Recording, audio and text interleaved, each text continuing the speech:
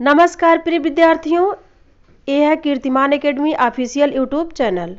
मैं पूजा मैम हाजिर हूँ आपके लिए टीजीटी, पीजीटी, एलटी, जीआईसी इत्यादि आगामी परीक्षाओं के लिए हिंदी का मॉक टेस्ट लेकर। तो आइए आज की वीडियो शुरू करते हैं।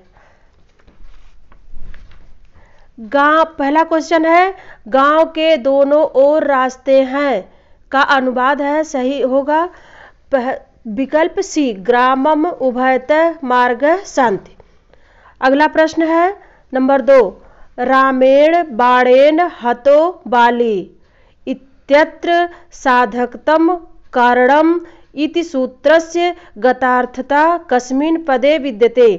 इसमें कस्मिन् की जगह विकल्प बी, इसका आंसर होगा बाणेन। अगला प्रश्न है संख्या 3, पठ धातु के वर्तमान काल में मध्यम पुरुष के एक वचन का रूप है। इसमें विकल्प बी सही होगा, पठसि। अगला प्रश्न है, हरित्रातः समास पद का विग्रह होगा। इसका विकल्प सी उत्तर होगा, हरिणा त्रातः। अगला प्रश्न संख्या 5 है, गोधूम चड़कम में समास है। इसमें विकल्प ए होगा उत्तर, इतरेतर द्वंद्व समास होगा। अगला प्रश्न संख्या 6 है, मनोयोग का संधि विच्छेद क्या होगा। इसमें विकल्प ए होगा जो मनः धन योग, ये विकल्प आपका सही है। अगला प्रश्न है 7 नंबर, कौन सी रचना कालिदास की नहीं है। इसमें विकल्प सी उत्तर होगा आपका बुद्ध चरित। अगला प्रश्न संख्या 8 है, करुण के रस राजत्व का प्रतिष्ठापक हैं। इसमें विकल्प सी आपका उत्तर होगा, उत्तर रामचरितम। अगला प्रश्न होगा बच्चों, बुरी तरह पराजित होना के अर्थ में मुहावरा है। विकल्प बी उत्तर होगा, छक्के छूटना। अगला प्रश्न होगा संख्या 10, खाक में मिलना मुहावरे का सही अर्थ है। इसमें विकल्प सी होगा, नष्ट कर देना। प्रश्न संख्या 11 है, अनंत का अर्थ है। जिसमें विकल्प सी आपका उत्तर होगा, जिसका अंत ना होता हो। अगला प्रश्न संख्या 12, मेरा नाम श्री आनंद कुमार जी है। इस वाक्य में अशुद्ध अंश कौन सा है। इसमें विकल्प सी होगा, श्री आनंद कुमार जी। प्रश्न संख्या 13 होगा आपका, भाई आकर चला गया, वाक्य का प्रकार बताइए। किस प्रकार का वाक्य है, तो विकल्प सी होगा, ये सरल वाक्य है। अगला क्वेश्चन है आपका 14, वर्तनी की दृष्टि से निम्नलिखित में शुद्ध शब्द है। इसमें विकल्प ए होगा, उपर्युक्त।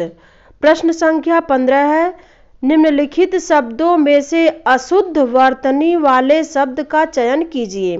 इसमें विकल्प बी होगा, अशुद्ध अनुग्रह, अनुग्रह की जगह पर होगा अनुग्रह।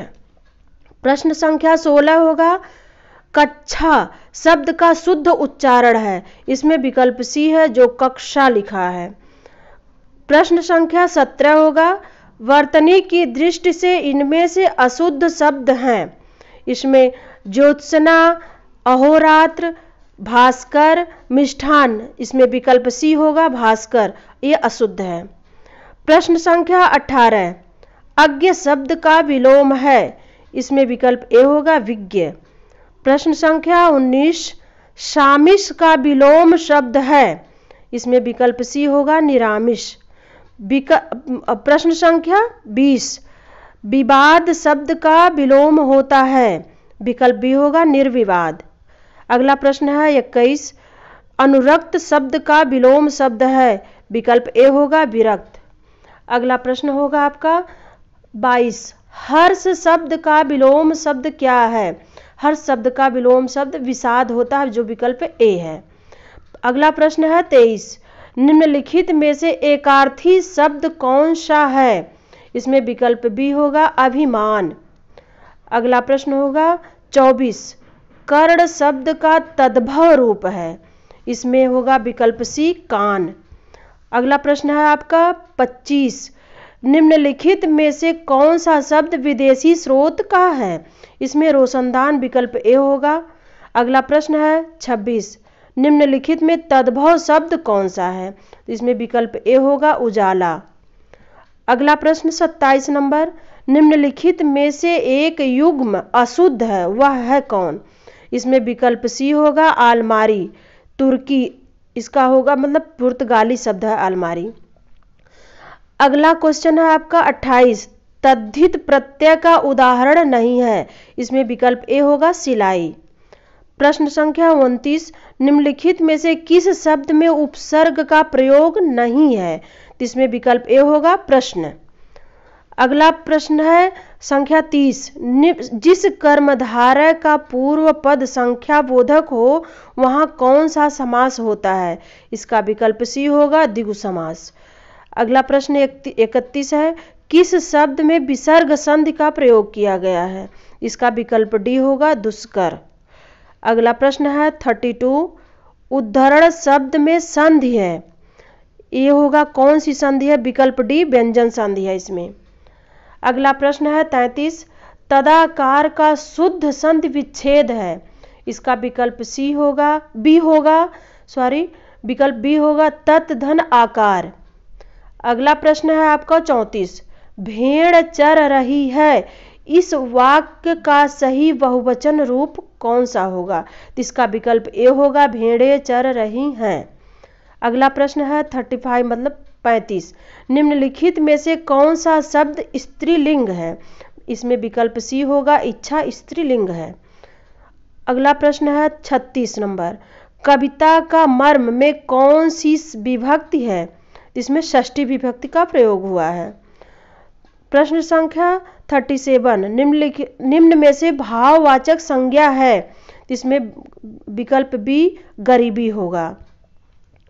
अगला प्रश्न है 38, वह इधर उधर घूमती रहती है, वाक्य में अव्यय है, तो इसमें अव्यय शब्द है इधर उधर, विकल्प बी। अगला प्रश्न है 39, ओह मेरा सिर फटा जा रहा है, इस वाक्य में कौन सा वाचक का प्रयोग हुआ है? तो इसमें विकल्प सी होगा विस्मयवाचक। अगला प्रश्न 40 है, निम्नलिखित में से कौन सा क्रिया विशेषण का भेद नहीं है? तो इसमें गुणवाचक, विकल्प डी होगा, ये क्रिया विशेषण का भेद नहीं है। अगला प्रश्न 41 नंबर पे, निम्नलिखित में से किसे अविकारी शब्द माना जाता है? तो इसमें विकल्प सी होगा अव्यय को। अगला प्रश्न 42 है, निम्नलिखित में से महाप्राण ध्वनियां हैं, इसका विकल्प डी होगा ड और ध।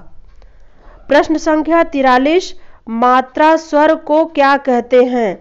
विकल्प बी होगा समरूप, जिसे ग्रेफीम भी कहते हैं। प्रश्न संख्या 44 होगा, भाषा के व्याकरण सम्मत आदर्श रूप को क्या कहते हैं? इसमें विकल्प बी होगा मानक भाषा। प्रश्न संख्या 45 है, पश्चिमी हिंदी की उत्पत्ति किस अपभ्रंश से हुई है?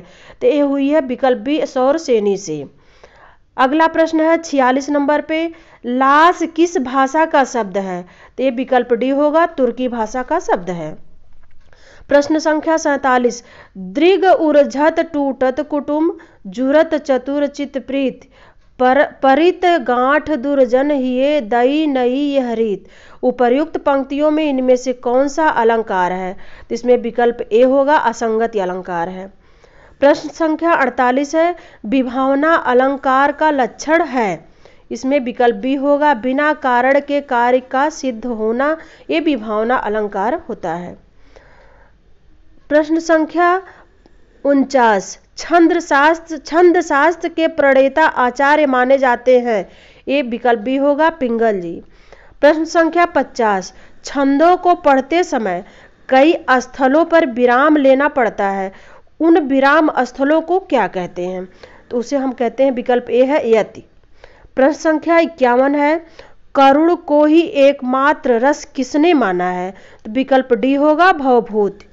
प्रश्न संख्या 52, 10 रूपकम के लेखक हैं, इसमें विकल्प बी है धनंजय।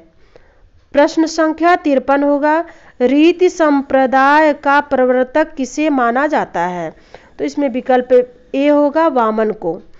प्रश्न संख्या 54 है, रिपब्लिक ग्रंथ के लेखक है, विकल्प बी प्लेटो होंगे। प्रश्न संख्या 55 है, अभिव्यंजनावाद के प्रवर्तक किसे माना जाता है? विकल्प बी होगा क्रोचे को। प्रश्न संख्या 56 है आपका, ब्राह्मण पत्र के संस्थापक या संपादक का नाम है? विकल्प बी प्रताप नारायण मिश्र जी। प्रश्न संख्या 57, अपने अपने पिंजरे किस दलित लेखक की आत्मकथा है? यह मोहन नैमिषारण्य की आत्मकथा है।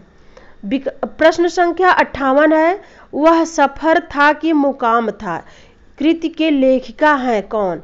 इसमें विकल्प ए होगा मैत्रेयी पुष्पा। अब अगला प्रश्न है 59, हमारी यात्रा के यात्रा वृत्तकार हैं? इसमें विकल्प सी लोचन प्रसाद पांडे होंगे।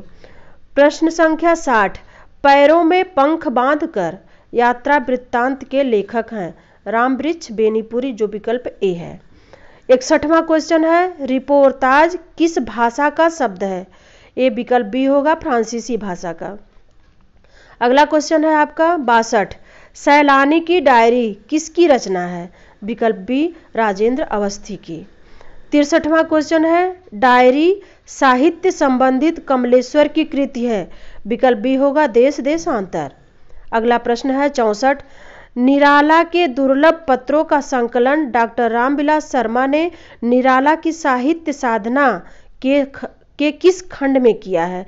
इसमें विकल्प बी है निराला की साहित्य साधना तृतीय खंड में किया गया है। अगला प्रश्न है 65, भारतेंदु युग और हिंदी भाषा की विकास परंपरा के लेखक हैं? रामविलास शर्मा, जो कि विकल्प डी है। अगला प्रश्न है 66, डॉक्टर संपूर्णानंद के निबंध का नाम है? विकल्प डी होगा भाषा की शक्ति। प्रश्न संख्या 67, निबंध को गद्य का निकष किस आलोचक ने माना है? विकल्प बी है रामचंद्र शुक्ल जी ने।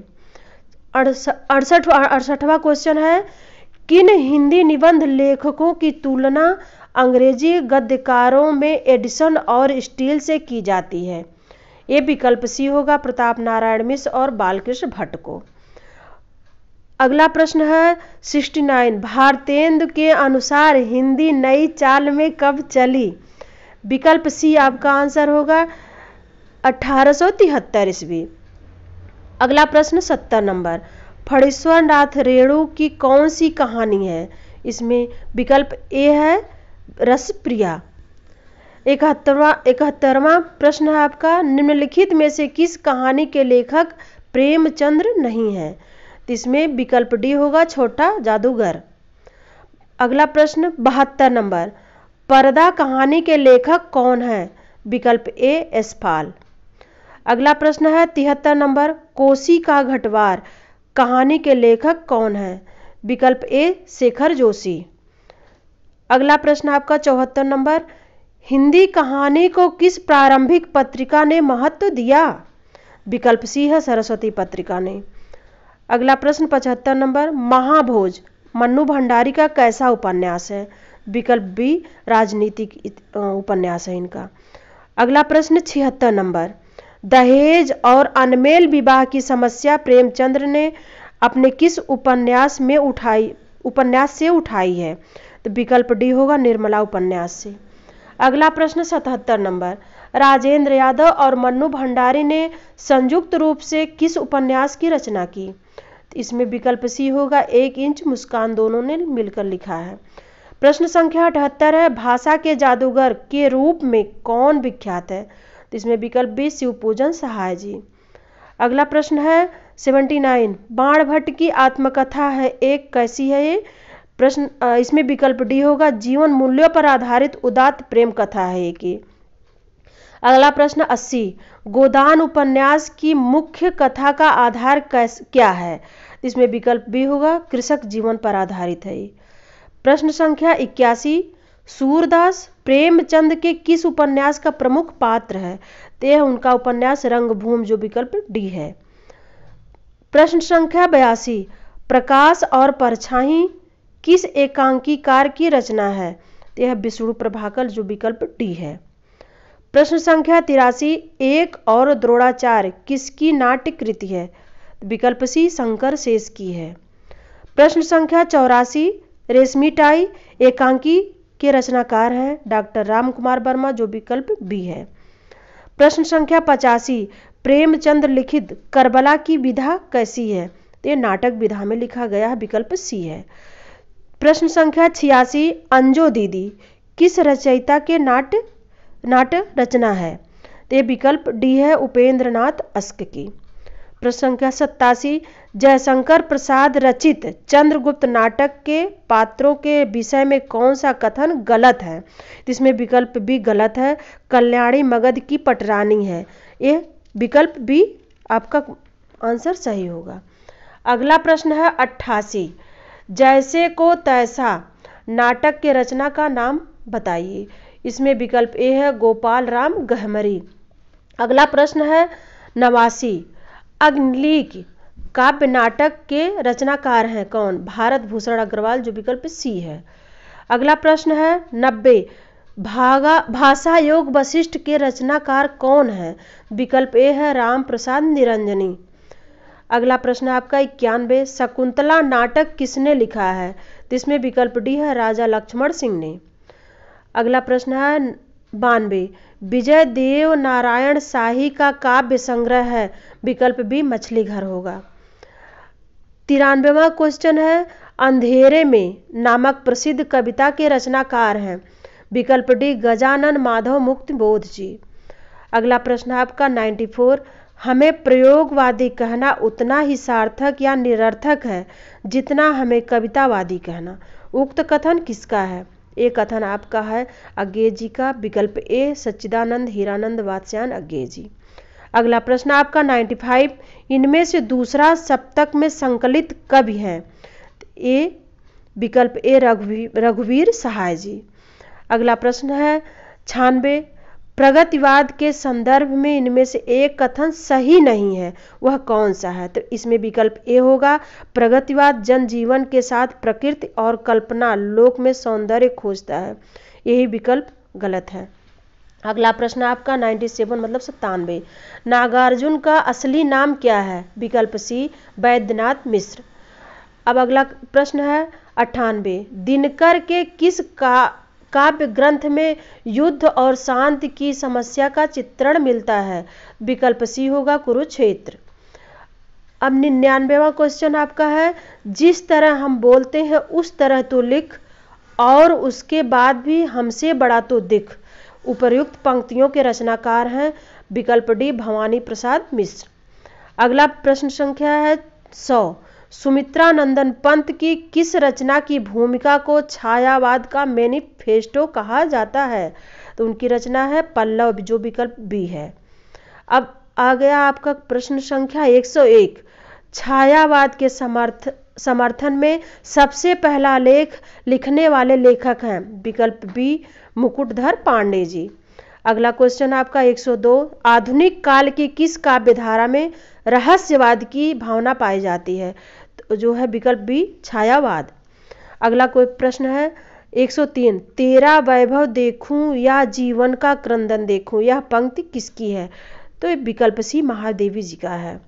प्रश्न संख्या 104, कलाधर उपनाम से रचना करने वाले कवि का नाम है? इसमें विकल्प डी जयशंकर प्रसाद जी का नाम है। अगला प्रश्न है 105, चंपू काव्य उर्वशी का रचयिता कौन है? विकल्प डी जयशंकर प्रसाद जी हैं। अगला प्रश्न है 106 नंबर, निराला की कविता जूही की कली को किस संपादक ने बिना प्रकाशित किए वापस कर दिया था? ये होगा विकल्प डी महावीर प्रसाद द्विवेदी जी ने। अगला प्रश्न है 107, मैं नीर भरी दुख की बदली महादेवी वर्मा का उपर्युक्त गीत उनके किस काव्य संग्रह से संबद्ध है? तो ये होगा विकल्प डी सांध्य गीत से। अब प्रश्न संख्या 108 है, हिंदी की स्वच्छंदतावाद का कवि कौन कहा जाता है? इसमें होता विकल्प सी है श्रीधर पाठक जी को कहा जाता है। अगला प्रश्न है 109, धाराधर धावन शीर्षक से कालिदास के मेघदूत का अत्यंत सरस पदवद अनुवाद निम्न में से किसने किया है? जो विकल्प बी आपका उत्तर होगा राय देवी प्रसाद पूर्ण जी ने। अगला प्रश्न आपका 110, त्रिशूल उपनाम किसका है? इसमें विकल्प डी गया प्रसाद शुक्ल स्नेही जी का उपनाम त्रिशूल था। अगला प्रश्न है 111, भारतेंदुकालीन पत्र पत्रिकाओं में प्रकाशित विषय वस्तु से संबंधित कौन सा कथन गलत है? इसमें विकल्प सी आपका गलत होगा। जीवन में मार्मिक भाव व्यंजक चित्र प्रस्तुत करने वाली छोटी छोटी कलात्मक कहानियां, विकल्प सी है। प्रश्न संख्या 112 है, घनानंद को साक्षात रसमूर्ति किसने माना है? तो विकल्प सी है, रामचंद्र शुक्ल जी ने माना है। प्रश्न संख्या 113 है, शिवा को बखानो की बखानो छत्रसाल को में शिवा का अर्थ क्या होगा? तो विकल्प बी है, शिवा जी। अगला प्रश्न है 114, वृंद सतसई की विषय वस्तु क्या है? तो विकल्प सी है, नीति। अगला प्रश्न है 115, मुसलमान अनुयायी कबीरदास को किनका शिष्य मानते हैं? विकल्प एक, शेख तकी का। अगला प्रश्न है 116 नंबर, दोहा चौपाई में लिखित पदों को क्या कहते हैं? तो विकल्प ए, रामायणी होगा। प्रश्न संख्या 117 है, रहीम किसके दरबार में कवि थे? विकल्प बी, अकबर के। प्रश्न संख्या 118, बसो मेरे नैनन में नंदलाल किसकी पंक्ति है? तो ये होगी विकल्प सी, मीराबाई की। प्रश्न संख्या 119 है, आदिकालीन हिंदी काव्य धारा में उपलब्ध नहीं है, तो यह है सिख साहित्य, विकल्प सी होगा। प्रश्न संख्या 120 होगा है, पृथ्वीराज रासो को हिंदी का प्रथम महाकाव्य कहने वाले आलोचक कौन है? विकल्प सी है, रामचंद्र शुक्ल जी। अगला प्रश्न है 121, रणमल्ल छंद का रचयिता कौन है? तो श्रीधर, विकल्प डी होगा। प्रश्न संख्या 122 है, भरतेश्वर बाहुबली रास इनमें से किस काव्य धारा का ग्रंथ है? ये विकल्प ए, जैन साहित्य का है। प्रश्न संख्या 123, चंदनबाला रास के रचयिता कौन है? इसमें विकल्प डी, आसग होंगे। प्रश्न संख्या 124, भक्ति काल का नाम पूर्व मध्य काल किस आचार्य ने दिया है? विकल्प डी होगा, आचार्य हजारी प्रसाद द्विवेदी ने दिया है। अब आपका आखिरी क्वेश्चन है 125, ज्ञान रास के संचित कोश का नाम साहित्य है, साहित्य के संदर्भ में यह किस मनीषी का कथन है? जो विकल्प बी सही होगा, पंडित महावीर प्रसाद द्विवेदी जी का। ये रहा आपका 125 क्वेश्चन। अगले तो ये था आपका 125 क्वेश्चन का वीडियो। अब हम आपसे मिलते हैं हिंदी के अगले मॉक टेस्ट में। हमसे जुड़ने के लिए आप लोगों का धन्यवाद।